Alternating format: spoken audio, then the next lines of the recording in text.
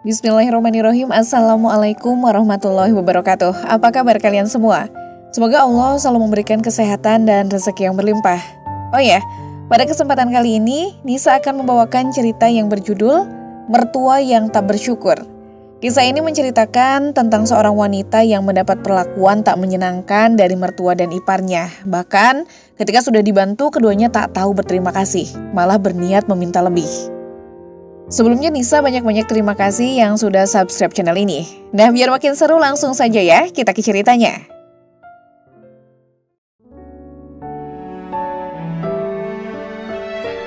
Baru saja Naura sampai di rumah, ia sudah melihat ibu mertua dan iparnya beserta suami dan anaknya ada di rumah. Iya Vin, izinkan ibu dan Kak Widi tinggal di sini ya. Rumah ibu di Sitabang, ucap ibu mertua pada Mas Alvin suami Naura. Aku tanya Naura dulu ya Bu, jawab Mas Alvin dengan raut wajah yang mungkin sungkan menolak. Kenapa harus tanya Naura? Ini kan rumah kalian bersama Vin. Gak penting izin dari istrimu. Apa kamu mau keluargamu ini jadi gembel di jalanan? Gempal Mbak Widi kakak iparnya. Naura masih berdiri di dekat dinding pemisah antara ruang depan dan ruang tamu, mendengarkan pembicaraan mereka. Kalian tahu kan ini rumah Naura?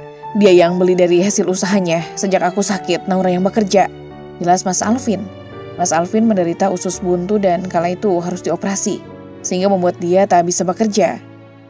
Ketika mereka meminta tolong pada ibu Mas Alvin yang masih kaya raya, jangankan meminjamkan uang, justru makian dan hinaan yang mereka lontarkan. Anak penyakitan dan punya istri miskin hanya menyusahkan saja. Jangan harap ibu membantumu. Dulu Mawar mau menikah denganmu, malah memilih Naura yang miskin. Jadi kalau susah jangan minta tolong pada ibu, cerca ibu mertua kala itu. Minta tolong saja pada mertuamu yang miskin. Kami tak akan mau membuang uang untuk kalian. Lebih baik dibelikan perhiasan, ucap Mbak Widi yang membuat mereka semakin terluka. Tapi setelah 2 tahun kemudian, hidup Naura berubah dan ia mempunyai usaha, rumah, mobil, dan aset lainnya. Sekarang mereka datang karena sudah bangkrut dan ingin menumpang. Harta istri juga harta suami, ingat itu Vin. Kamu jangan mau diatur oleh istrimu. Kalau apa-apa minta izin dia, bisa ngelunjak dan merendahkan harga dirimu sebagai suami. Cicit ibu mertua yang wataknya masih sama seperti dulu. Kenapa mereka datang pada mereka? Sekarang keadaan Mas Alvin jauh lebih baik dan ikut mengelola usaha Naura. Naura tak begitu Bu. Di saat aku sakit, dia yang setia mendampingi. Sedangkan kalian justru menghina kami, ucap Mas Alvin yang membuat raut wajah keluarganya menegang. Itu karena ibu tak setuju kamu menikah dengan dia, Vin. Maafkan ibu tak bermaksud menghina kamu, nak, ujar ibu mertua dengan suara parau seakan ingin menangis. Kamu tak boleh dendam pada ibu sendiri. Ingat, surgamu ada di telapak kaki ibu, timpal Mbak Widi dan mengusap pundak ibu mertua. Ibu mertua mulai menangis terisak. Kalian kenapa ada di sini? Tanya Naura dan berjalan menuju mereka duduk di sebelah Mas Alvin. Ibu mertua terkesiap dan mengusap air matanya. Kenapa ada koper? Apa mau menginap? Tanya Naura pura-pura tidak tahu. Ibu dan Mbak Widi minta menumpang di sini untuk sementara waktu, Dek, jawab Mas Alvin. Sementara waktu? Sampai berapa hari, Mas? Rumah ibu di Sitabang karena Gilang tak membayar cicilannya, jelas Mas Alvin. Gilang adik Mas Alvin yang selalu dimanja itu ternyata yang membuat ibu mereka kehilangan rumah. Tapi kan aset ibu masih banyak, Mas. Naura berusaha berpikir rasional. Ibu mertua memiliki beberapa tanah yang pasti bisa dijual mahal. Kenapa kamu bertanya seperti itu? Ingin mengejek kami? Saya ingin tinggal di rumah Vin, bukan kamu, sahut ibu mertua dengan tak suka menatap Naura. Tapi ini rumahku, Bu. Kalau kalian ingin tinggal, harus minta izin padaku. Aku tidak seperti dulu yang kalian hina seenaknya. Kenapa tidak tinggal bersama Gilang dan Karin, kesayangan ibu? Malah ke sini tempat menantu miskin yang selalu tak kalian anggap. Ujar Naura berusaha setenang mungkin. Kami berurusan dengan Alvin, bukan kamu. Paling juga kamu bohong. Harta ini milik Alvin. Kamu saja ngaku-ngaku, cibir Mbak Widi. Baru saja Naura sampai di rumah, ia sudah melihat ibu mertua dan iparnya beserta suami dan anaknya ada di rumah. Memang semua milik Naura, Mbak. Aset yang kita miliki juga atas nama dia, timpal Mas Alvin menjelaskan. Mbak Widi dan ibu mertua saling pandang dan tak mengatakan apapun lagi. Naura bisa membeli semua ini karena berjualan gamis dan tas. Awalnya secara online di sebuah aplikasi, hingga kini mempunyai toko juga. Omset ratusan juta sudah didapatkan dan toko dengan ratusan ribu pengikut. Karena hinaan mereka, Naura bertekad bisa membalas keangkuhan keluarga Mas Alvin. Tanpa bantuan mereka, Naura bisa membeli rumah, kendaraan, dan membeli kembali hinaan mereka sama ini. "Mama, Alex lapar," rengek Alex, anak kedua Mbak Widi. "Aku juga, Mah. Dari pagi kita belum makan," timpal si sulung Fiona. Segitu tak punya uang kah mereka? Ini sudah menjelang sore dan mereka belum makan. "Alvin, kamu gak kasihan sama keponakanmu?" ucap Mbak Widi, kini suaranya memelas agar mereka kasihan pada mereka. Walaupun tetap ia hanya bicara pada Mas Alvin dan Naura dianggap seperti tidak ada. "Ya, kalian boleh tinggal di sini, tapi untuk sementara aku akan cari kontrakan nanti," ucap Naura. "Terus di mana nih kamar kita?" tanya Mbak Widi ketus tanpa ucapan terima kasih. "Ikut aku." Naura mengajak mereka ke kamar belakang, ada 2 yang kosong. "Kenapa kamar kami di sini? Di depan masih ada 2 kamar kosong kan?" Ibu mertua protes dan tak terima. "Sudah bagus ada kamar yang bisa kalian tempati," jawab Naura. "Kamar aku di mana, hei?" hardik Fiona padanya. Anaknya di sini memang tak punya sopan santun. "Saya punya nama. Kamu yang sopan jika ingin tinggal di sini," ucap Naura tegas dan menatapnya. "Alvin, kami gak mau di kamar ini. Mbak butuh kamar yang luas." "Semua terserah Naura, Mbak. Kamar ini juga bersih dan layak," jawab Mas Alvin. "Aku akan beri kasur lantai di kamarmu, Mbak. Jadi Mbak Widi dan Mas Agung tidur di kasur bawah. Anak kalian bisa tidur di kasur," ujar Naura dan meninggalkan mereka. "Menantu kurang ajar," bentak ibu mertua. "Jika tidak mau bisa cari tempat lain," ujar Naura. "Maaf ya, Dek, keluargaku datang tanpa memberitahu. Mas tahu kamu tak nyaman dengan kehadiran mereka," ucap Mas Alvin. Mungkin dia merasa tak enak. "Gak apa, Mas, kan cuma sementara," jawab Naura. Ia akan membuat mereka tak betah di sini. Mereka juga tak akan tinggal gratis. "Alvin, apa gak ada makanan untuk sarapan?" tanya ibu mertua menghampiri mereka yang sedang duduk di sofa sambil menonton film. Hari ini mereka cukup santai dan mungkin akan menghabiskan waktu di rumah. "Ibu mau makan? Beli dong," jawab Naura. "Saya gak bicara sama kamu," sahut ibu mertua. "Bu, jangan bicara ketus pada Naura. Dia sudah menolong ibu," bela Mas Alvin. "Dia juga tak menghargai mertua di sini. Kamar kami kecil, belum lagi jam segini tak ada sarapan. Harusnya istrimu ini masak," ocehnya sinis. "Ibu dan Mbak Widi jika mau sarapan, bangun pagi, masak sendiri. Kenapa harus aku yang melayani kalian? Masih untung ditumpangi," jawab Naura tak kalah pedas. Dulu saja ketika mereka masih kaya raya, setiap ada acara Naura dan Mas Alvin datang, hanya suaminya yang ditawari makanan. Sedangkan Naura selalu dianggap tidak ada. Hanya menelan ludah ketika melihat mereka menikmati hidangan. Mas Alvin juga tak mau makan sendiri. Pasti ia akan mengajaknya pulang, tapi ibu mertua melarang. "Kamu mau makan nanti saja setelah beresin rumah dan cuci piring." Terpaksa Naura menuruti ibu mertua untuk membereskan dan menjadi tukang cuci. Sedangkan iparnya yang lain sibuk berbincang. Biasanya kadang Naura dengar saling pamer harta mereka. Usai mencuci piring, Naura juga tak mau ambil makanan, lebih baik pulang. "Kamu itu memang miskin, tak punya attitude. Apa tak pernah diajari orang tuamu untuk menghormati mertua?" cibir ibu mertua sinis. "Untuk apa menghormati jika hanya hinaan yang kudapat? Untuk apa menghormati jika hinaan yang kudapat? Masak sendiri. Sepertinya masih ada telur di kulkas. Masih untung juga kan kuizinkan untuk makan tanpa harus cuci piring," ucap Naura menyunggingkan senyum. "Alvin, kamu jangan diam saja.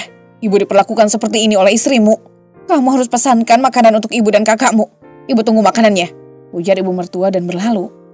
"Biar saja, Mas, mereka masak telur. Tak usah dipesankan makanan," jawab Naura. "Iya, Dek," jawab Mas Alvin.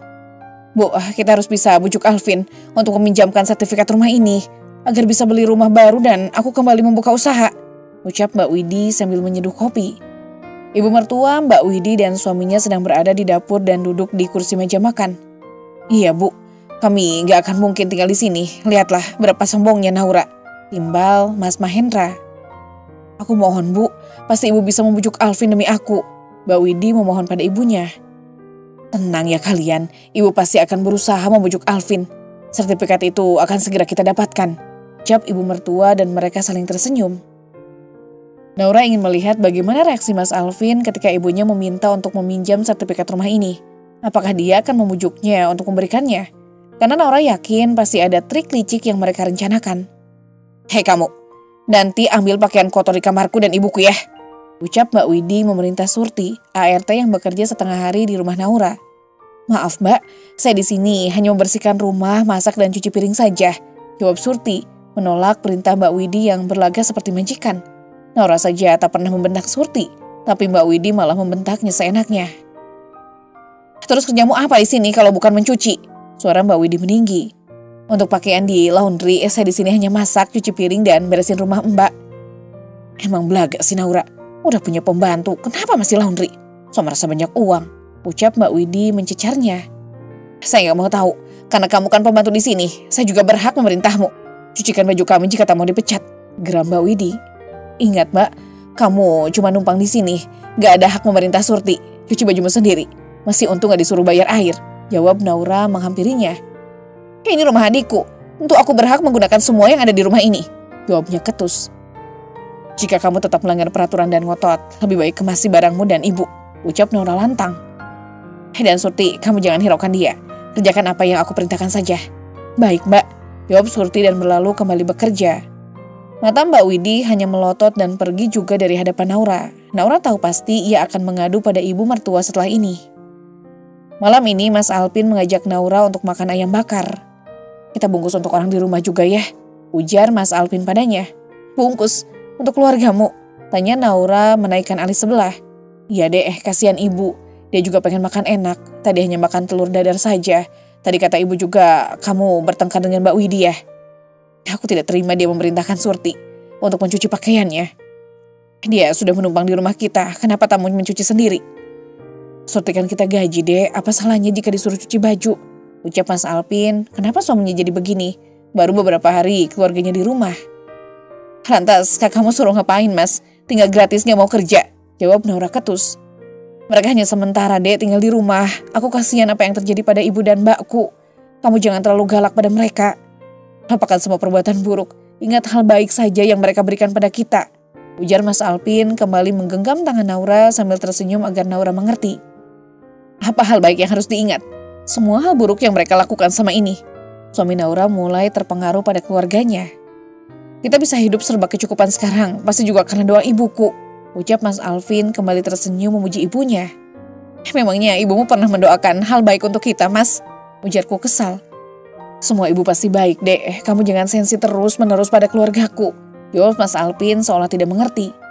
Nafsu makan Naura seketika hilang melihat perubahan sifat suaminya. Sepulang dari tempat tadi, Mas Alvin dengan semringah membawa bungkusan makanan dan memanggil ibu beserta anak-anak Mbak Widi. Untuk ibu dan kalian semua, ujarnya tersenyum. Makasih ya Alpin, kamu ingat pada ibu dan keluargamu. Ibu yakin anak ibu tak akan berubah karena perempuan seperti dia dan tetap berbakti, ucap ibu mertua melirik sekilas ke arah Naura. Naura menghembuskan napas kasar ketika masuk ke dalam kamar. Sementara itu, Mas Alpin masih menemani keluarganya di ruang makan. Sikap mereka sangat baik, terus memuji suaminya, tapi sangat berbeda ketika mereka berbicara padanya selalu ketus. 2 hari di rumah ini sudah cukup untuk membuat Naura merasa bahwa suaminya berubah. Mas Alpin sekarang lebih condong pada keluarganya. Baginya mungkin mudah melupakan kezaliman mereka, tapi bagi Naura itu sangat sulit. Esok Naura memutuskan untuk mencari kontrakan untuk mereka karena dia tak bisa membiarkan keluarganya tinggal lama di rumahnya. Naura pulang ke rumah sore hari setelah urusan di toko dan meminta bantuan temannya, Salsa, untuk mencari kontrakan. Salsa sudah menemukan tempat yang cukup jauh dari tempat tinggalnya. Keadaan rumah sepi, Naura mandi dan berganti pakaian. Tak ada satupun orang terlihat termasuk Mas Alpin dan keluarganya ketika Naura keluar kamar. Mbak, mau dibuatkan kopi?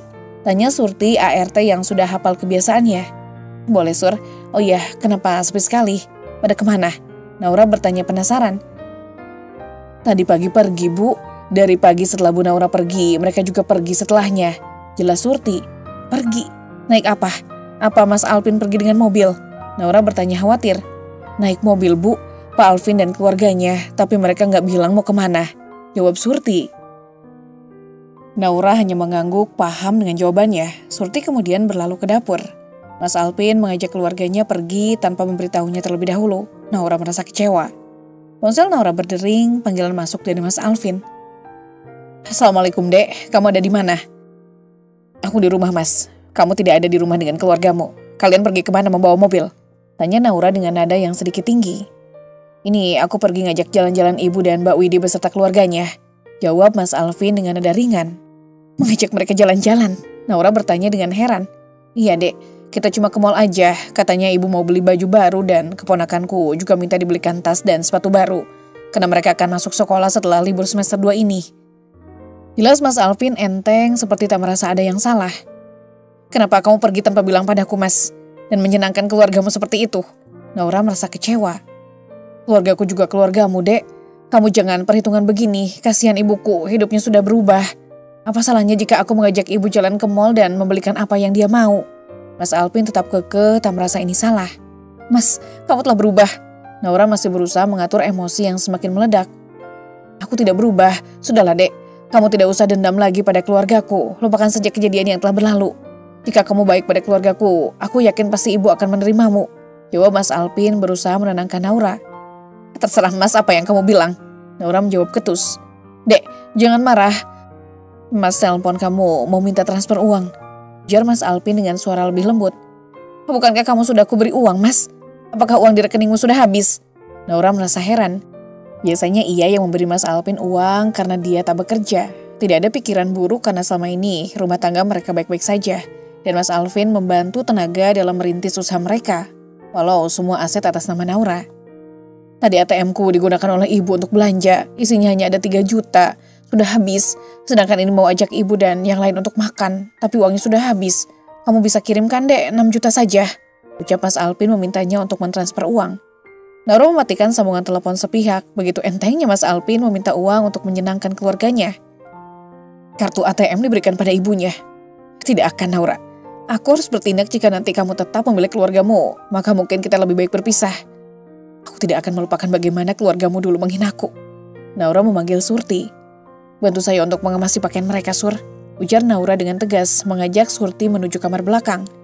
Naura mengemasi semua pakaian mereka dibantu oleh Surti.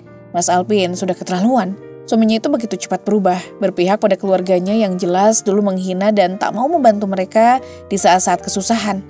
Kalau tak mau membantu dengan uang, mungkin sedikit dukungan moral juga berarti. Bukan cemoohan saat mereka terpuruk. Bagi Naura mungkin mudah bagi Mas Alvin melupakan kejadian itu, tapi ia akan selalu mengingatnya. Keluarganya masih bersikap sama, tak menghargaiku, ini rumahku bukan milik anaknya. Ponsel Naura kembali berdering, Mas Alvin menelpon, namun panggilan itu tak dijawab, kemudian ia mengirim pesan. Dek, kenapa kamu belum transfer juga? Tolong transfer sekarang ya. Naura memutuskan untuk tidak membalas pesan tersebut. Hampir 1 jam berlalu, akhirnya mereka pulang. Ibu mertua Naura membawa banyak belanjaan terlihat dari tentengan yang ia bawa. Ada 3 paper bag dan beberapa plastik entah apa yang dibeli. Begitu juga dengan Mbak Widi dan anak-anaknya. Mereka juga menenteng bungkusan makanan dari restoran cepat saji. Dek, kenapa kamu tidak mentransfer uang itu? Tanya Mas Alvin begitu baru saja datang. Naura sudah duduk di ruang depan, sengaja menunggu kedatangan mereka. Kenapa koper kita ada di sini? Tanya Mbak Widi dengan tatapan bingung. Melihat koper dan beberapa tas yang mereka bawa ketika datang ke rumah Naura. Mas, aku minta kunci mobil. Naura mengulurkan tangan meminta kunci mobil darinya. Mas Alvin tanpa banyak bertanya menyerahkan kunci mobil padanya. Jawab, kenapa koper kita ada di sini? Hardik ibu mertua Naura dengan tatapan tajam. Seakan ia alergi menyebut nama Naura. Ada apa ini, Dek? Apakah kamu ingin memberi kamar yang lain untuk ibu dan Mbak Widi? Mas Alvin bertanya. Ibu jangan sedih, kalian jangan salah paham dulu. Pasti Naura bertujuan baik. Dia akan memberikan kamar yang lebih besar untuk kalian. Benar kan, Dek? Ujar Mas Alvin menatap Naura berharap. Aku sudah mendapatkan kontrakan untuk kalian. Jadi keluargamu tidak perlu tinggal di sini lagi, Mas. Jawab Naura tegas. Keluarga Mas Alvin tampak kaget mendengar kabar ini. Tapi Dek, kenapa kamu tidak bilang padaku dan terburu-buru seperti ini? Mas Alvin tampak bingung. Bukankah kamu bilang mereka hanya tinggal di sini sementara dan aku akan mencari kontrakan untuk mereka? Kontrakan itu sudah aku dapatkan. Jadi keluargamu bisa pindah malam ini juga. Untuk 1 bulan pertama, aku akan membayarnya. Kurang baik hati bagaimana lagi aku pada kalian? Ujar Naura berusaha tersenyum meski emosi di dalamnya semakin meluap. Kami tidak mau pergi, ucap ibu mertua dengan lantang. Mas, tolong bawa mereka ke kontrakan itu. Kamu bisa mengantarkan mereka menggunakan mobil pick up. Naura menyarankan. Ia punya mobil pick up yang biasa digunakan untuk membawa barang ke toko. Biarkan saja mereka gunakan mobil itu duduk di bak mobil. Kamu gak bisa seenak ini mengusir kami. Vin, badan ibu belum tahu kondisi kontrakannya seperti apa. Mbak Widi menolak untuk pindah. Kita lihat dulu ya, sekarang aku akan antar kalian. Jawab Mas Alvin dengan wajah pasrah. Ibu gak mau, Vin. Ibu mertua menatap Naura dengan sinis. Jelas menolak pergi dari rumah Naura. Ma, kita mau kemana sih? Gerutu Fiona menatap Naura dengan tatapan kesal. Mas Alvin berbicara dengan ibunya dengan berbisik sehingga Naura tak bisa mendengarkan apa yang akan mereka bicarakan. Ibu mertua menatapnya sekilas dan akhirnya mereka mengikuti Mas Alvin keluar dari rumah. Naura berharap mereka tidak kembali lagi. Ia tak bisa membiarkan Benalu menumpang lama dan semakin menguasai miliknya. Ponsel Naura kembali berdering. Mas Alvin menelepon. Mungkin mereka sudah sampai di kontrakan itu. "Dek, kamu yakin ini alamat kontrakan rumah untuk ibuku?" Mas Alvin bertanya terdengar ragu. "Iya mas, lokasinya yang aku share dan alamat sudah benar kok," jawab Naura dengan tegas. "Kenapa kontrakan kecil banget? Ibu gak mau tinggal di tempat seperti ini?" Terdengar suara Mas Alvin yang meninggi tanpa kesal. "Lantas kalian mau yang seperti apa?" Naura berkata sambil menghenyakkan bongkong pada sofa. Kamu kira kami mau tinggal di tempat jelek seperti ini? Aku akan kembali ke rumah anakku, Alvin." Suara ibu mertua terdengar seperti merebut ponsel dari tangan Mas Alvin. Naura merasa sebal dengan sikap ibu mertuanya yang terus menekan. "Rumah Mas Alvin? Memangnya Mas Alvin punya rumah, Bu?" jawab Naura dengan geram. Tak tahan lagi. Ibu mertuanya memang terbiasa hidup kaya, tapi Naura merasa tidak adil kalau ia harus menanggung hidupnya ketika mertuanya kesusahan. "Yang kamu tempati itu rumah anak saya." Suara ibu mertua makin melengking, membuat telinga Naura terasa sakit. "Kurang jelas ya, ini rumahku, bukan rumah Mas Alvin," balas Naura tegas. "Mas Alvin juga punya hak, selama menikah suami istri itu harta bersama," teriak ibu mertua semakin meninggikan suaranya. "Tapi harta istri tetap milik istri. Ibu gak malu menumpang di rumahku? Pergi saja ke rumah Karin, menantu kesayanganmu," jawab Naura ketus sebelum mematikan sambungan telepon. Telinganya terasa sakit dan suara ibu mertua yang terus berteriak di ujung telepon masih terdengar bergema. Mas Alvin pulang sendirian langsung menuju kamar tanpa berkata sepatah kata pun. Keluarganya tidak kembali ke rumah, mungkin karena tidak suka dengan kontrakan yang Naura sewa untuk mereka. Rumah kontrakan itu cukup bagus, dengan 2 kamar tidur dan dapur yang cukup luas. Naura harus membayar 750.000 untuk sewa 1 bulan. Tapi bagi mereka, tempat itu sepertinya tidak cukup mewah. Mungkin kebiasaan hidup di rumah mewah membuat mereka merasa rumah kontrakan itu terlalu sempit dan kecil. Naura masih sibuk mengecek orderan yang masuk. Tokonya semakin ramai, bahkan saat ada event, ia bisa menerima ribuan order. "Tahukah kamu, sama ini aku sadar, aku menikahi wanita yang salah." Suara Mas Alvin terdengar keras membuat Naura mendongak, terkejut. "Aku selalu menghargai kamu, Naura, sebagai istri yang penurut dan setia. Selalu sabar dengan keadaan rumah tangga kita. Tapi hari ini aku melihat sifat aslimu. Kamu itu wanita yang egois." "Egois?" Naura mengulang kata itu masih mencoba mencerna. "Ya, egois dan serakah. Sama ini aku juga ikut membantumu menyemangati ketika kamu mulai merintis usaha. Apakah kata-kata semangat dariku tidak penting? Kamu tahu kan kondisi aku, Dek. Tak bisa banyak membantu tenaga karena sakit dulu." Mas Alvin menatap Naura seakan membenci dirinya sendiri. "Aku menghargai semua yang kamu lakukan untukku, Mas. Kenapa kamu bisa bilang aku serakah? Apakah kamu lupa bagaimana aku pontang-panting sendirian mencari biaya untuk kamu berobat dan melakukan operasi waktu itu? Itu yang mengubah hidup kita dari miskin menjadi berkecukupan seperti sekarang. Apakah aku pernah menghinamu, Mas? Sebelum kamu mengataiku, harusnya kamu introspeksi diri. Kamu telah berubah karena keluargamu. Kamu lupa dengan hinaan mereka. Bahkan mereka tidak mau membantu saat kita kesusahan. Kenapa aku harus menanggung hidup keluargamu? Kenapa kamu salahkan aku ketika aku menyuruh mereka pergi dari rumah ini? Bukankah kamu sendiri yang bilang mereka hanya tinggal di sini sementara?" Naura berusaha menahan amarahnya hampir meledak. Baru kali ini Naura melihat Mas Alvin menatapnya dengan sorot mata yang penuh kebencian. Begitu mudahnya ia berubah. "Tidak usah membahas perlakuan keluargaku yang dulu. Kita sesama manusia itu harus saling memaafkan. Manusia itu bisa hilaf. Kamu selalu saja membahas yang dulu. Lihatlah untuk hidup yang sekarang. Jangan ingat masa lalu jika itu hanya menyakitkan," ujar Mas Alvin mencoba terdengar bijak. Seolah-olah Naura lah yang menjadi pendosa di sini. Sayangnya aku tidak akan melupakannya. Karena hinaan mereka lah yang membuatku bertekad untuk membalas semua itu dengan kesuksesanku. Dan lihat Mas, bagaimana sikap keluargamu. Mereka tetap tidak berubah. Ibumu saja memanggil namaku dengan sikap seperti alergi. Mereka masih sama. Kenapa aku harus menghargai keluargamu? Jawab Naura penuh emosi. Berhenti menjawabku, Naura. Kamu pintar sekali sekarang berbicara. Harta kita yang sekarang ini juga ada bagianku. Jadi aku berhak membantu keluargaku. Aku ingin ibuku dan Mbak Widi tinggal di rumah ini lagi. Aku akan membawa mereka kemari. Kontrakan itu sangat tidak layak untuk mereka. Kamu tahu kan ibu tidak bisa hidup di rumah seperti itu. Mereka terbiasa hidup serba berkecukupan. Ujar Mas Alvin kembali membela keluarganya. Seakan mereka adalah keluarga kerajaan yang harus selalu diistimewakan. Aku tidak peduli mereka terbiasa atau tidak. Harusnya mereka sadar diri, karena mereka bukan orang kaya lagi. Dan rumah ini adalah milikku. Tidak ada kata harta bersama. Jika kamu masih ingin membawa mereka ke rumahku, lebih baik kamu ikut saja tinggal di sana. Jawab Naura, suara tegas penuh keyakinan. Jadi kamu mengusirku? Mas Alvin mengangkat tangannya seakan ingin menampar Naura. Apakah Mas akan menampar aku demi membela keluargamu?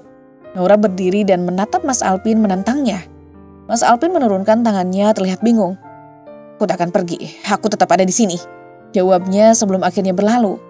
Naura tahu dia tak bisa membiarkan ini begitu saja. Semua surat penting yang ada harus ia amankan. Demi menjaga hak-haknya di rumah itu. Naura menuju dapur dengan niat memasak. Hari ini Surti tidak datang karena sedang sakit dan sudah memberitahunya sejak semalam. Ketika Naura sampai di dapur, ia melihat Mas Alvin sedang mencabut kabel kompor listrik. Mau kamu apakan kompor itu, Mas? Tanya Naura terkejut melihatnya. Aku mau membawa kompor ini ke rumah kontrakan ibu, juga kulkas dan magicom. Jawab Mas Alvin santai, tanpa menoleh lalu mengangkat kompor itu. Aku tidak mengizinkan kamu membawa semua peralatanku ke rumah ibumu. Jawab Naura tegas. Aku tidak butuh izinmu, ibu di sana tidak punya kompor, kulkas atau AC. Jadi aku akan belikan kipas angin untuk ibu, sahut Mas Alvin seolah tak peduli. Naura merasa gregetan dan mendekati Mas Alvin, berusaha menghalanginya. Jangan bawa barang-barangku. Adiknya tak tahan lagi dengan sikap egois suaminya. Ini salahmu. Kamu kan yang mau keluargaku pindah. Jadi tak usah protes jika aku membantu ibu. Jawab Mas Alvin melotot padanya. Jika mau membantu ibumu, beli sendiri menggunakan uangmu sendiri. Yang kamu hasilkan dari keringatmu bukan uangku. Jawab Naura dengan nada kesal. Sombong kamu. Mentang-mentang bisa mencari uang sendiri. Kok seperti tak ada harga dirinya lagi. Harusnya dari awal aku tidak izinkan kamu membuka usaha. Jika jadinya kamu menjadi istri durhaka, bisa menghasilkan uang membuatmu menginjak harga diriku. Ujarnya dengan tajam. Jika kamu tidak mengizinkan aku membuka usaha, siapa yang akan membayar hutang biaya ketika kamu masuk rumah sakit?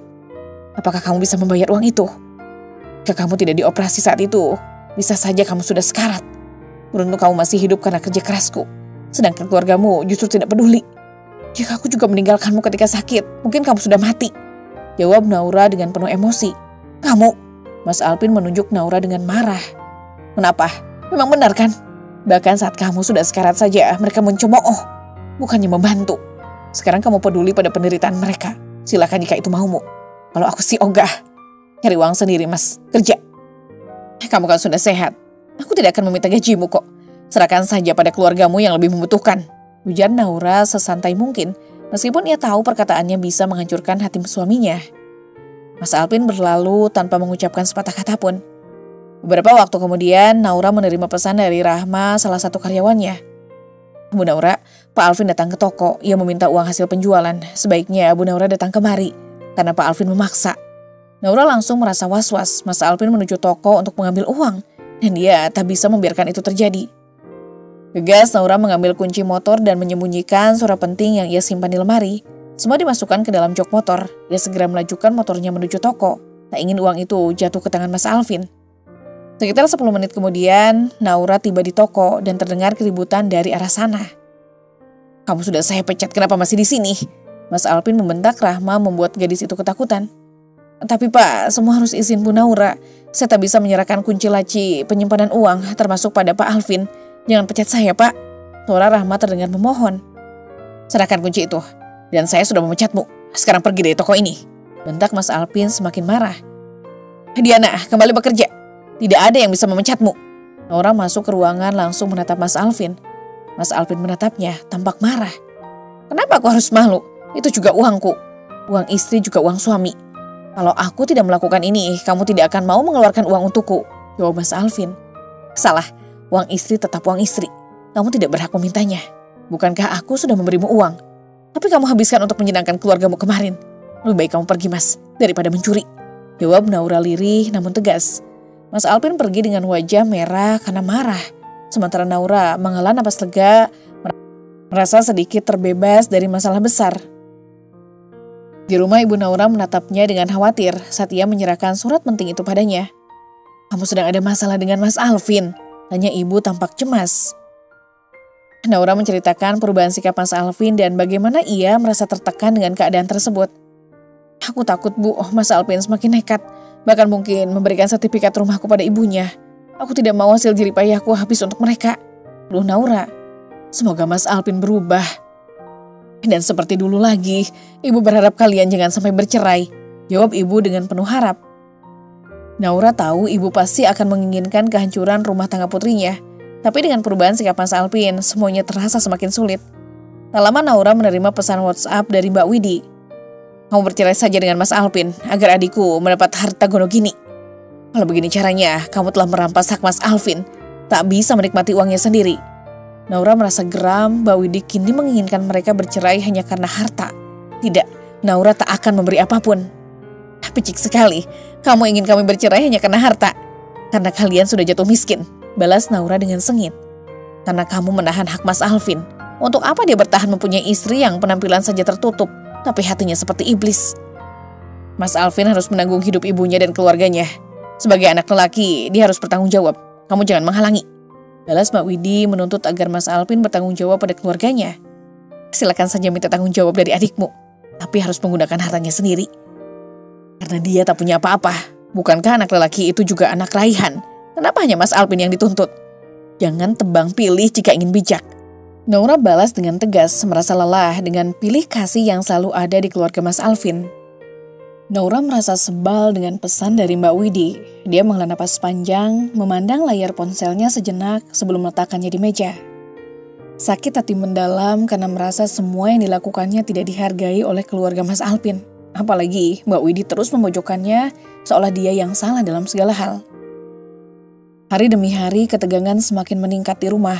Mas Alvin semakin sering membawa masalah rumah tangga mereka keluar, mempengaruhi hubungan mereka dengan orang lain. Naura merasa terasing, bahkan lebih jauh dari suaminya yang dulu penuh perhatian.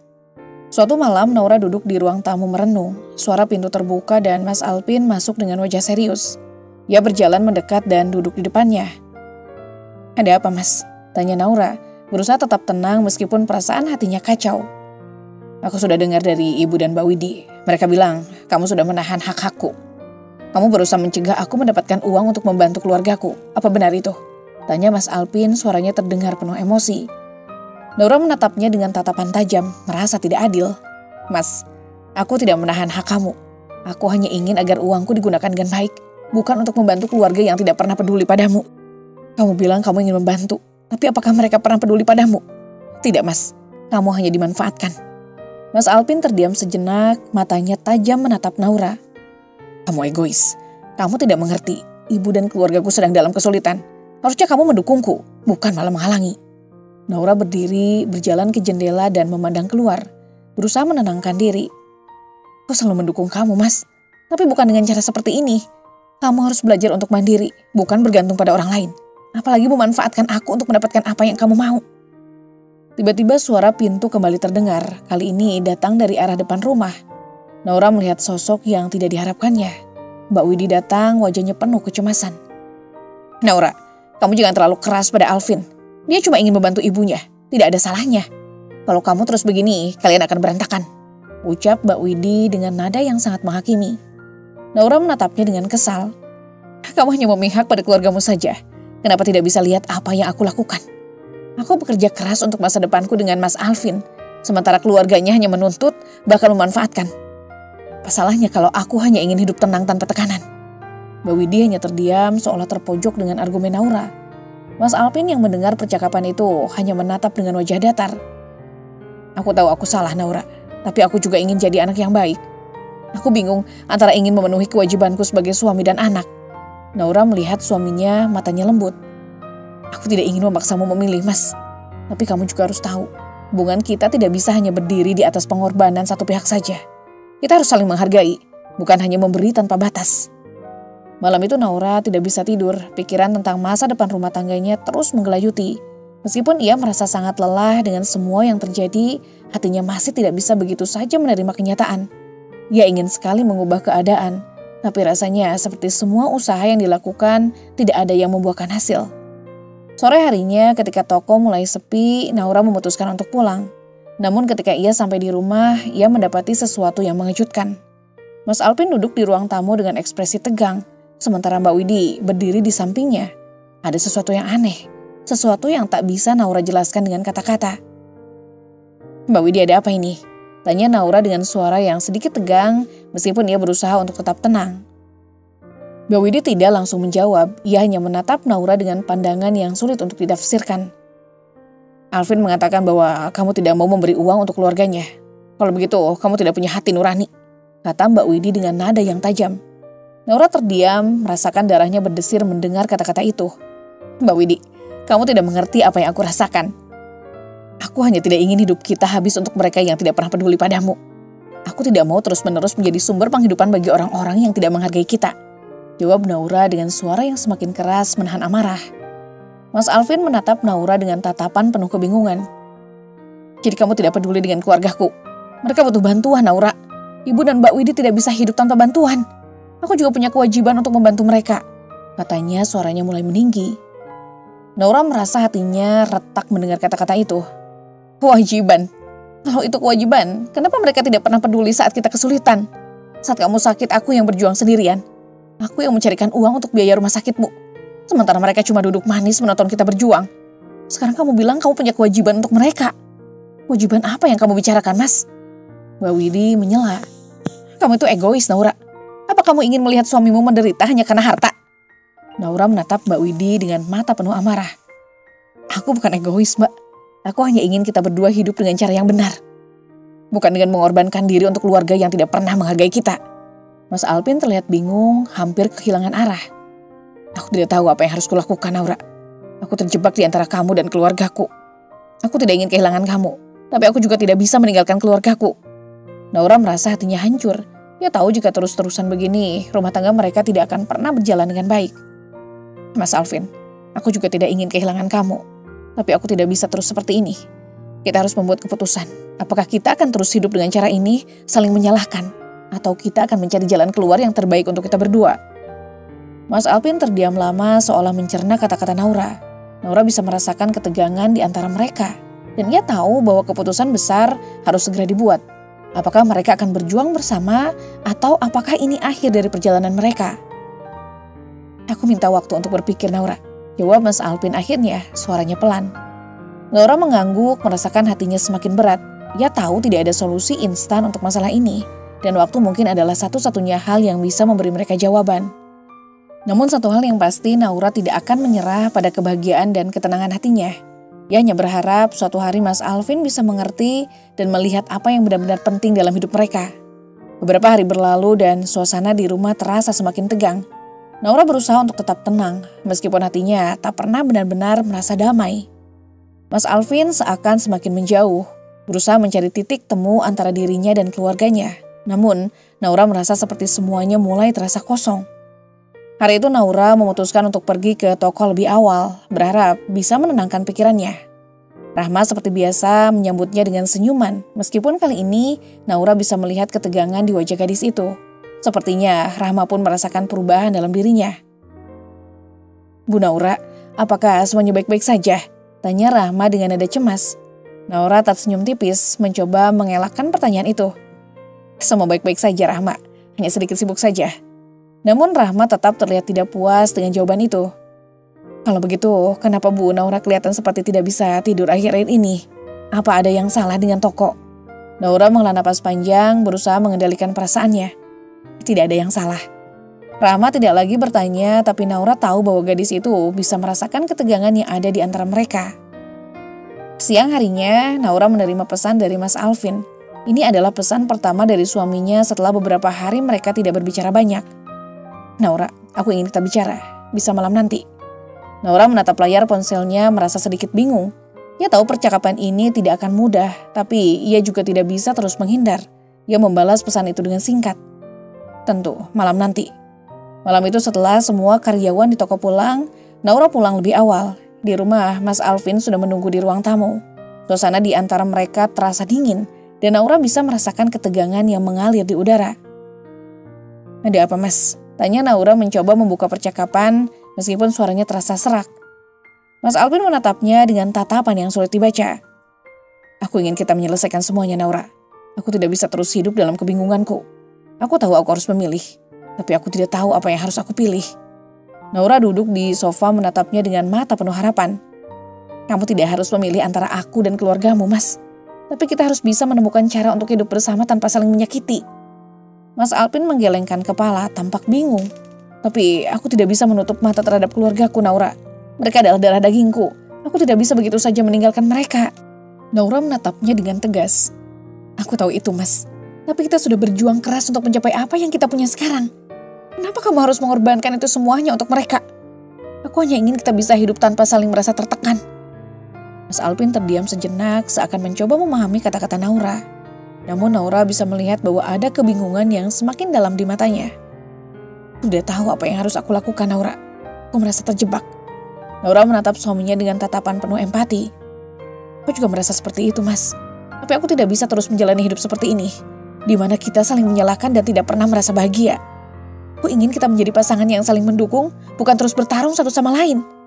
Mas Alvin menghela napas panjang, sepertinya berat untuk mengungkapkan perasaannya. Aku tahu aku salah. Aku seharusnya lebih mendukungmu, Naura. Tapi aku juga ingin ibuku merasa nyaman. Aku tidak tahu bagaimana caranya mengatur semuanya. Naura berdiri dan mendekatinya, meletakkan tangannya di atas tangan Mas Alvin. Mas, kita bisa melakukannya bersama. Tapi aku tidak bisa terus seperti ini. Merasa bahwa aku selalu harus menjadi orang yang mengalah. Aku juga punya perasaan, Mas. Mas Alvin menatapnya dengan mata yang kini dipenuhi penyesalan.